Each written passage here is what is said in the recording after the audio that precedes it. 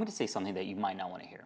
Your 20s, they're the worst. They're the worst decade. I wish somebody would have told me in my 20s that the 20s are the most difficult decade. I just turned 44, and looking back at it, there's some things I wish people would have told me. I just did a presentation about things that I wish I knew about money in my 20s. And this is another area where we don't get enough of a background on. So I want to create a mini series about this topic.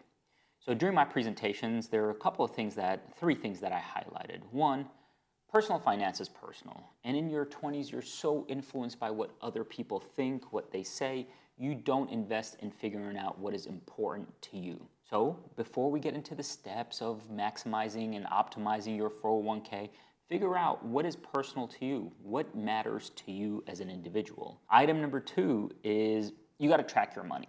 There's a quote that says, if you can't measure it, you can't improve it. Or there's a variation of it that says, if you can't measure it, you can't manage it. And when it comes to personal finance, I totally agree with that quote. I've been tracking my money for decades, and every month I'm still surprised by some of the financial decisions I make. It's human. You're going to make mistakes. So I highly recommend apps like Quicken. There's so many of them. If you want to know more about how I pick, leave a comment and I will kind of highlight what are the things that I look for in money tracking app.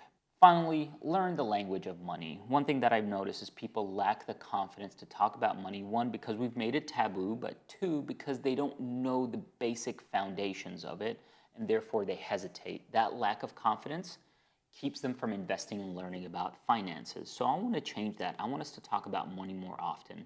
And to do that, I need to know what questions you have. Remember, there's no bad questions. There's just questions that you have. So leave a comment with the question that you have, and I'll be glad to answer them.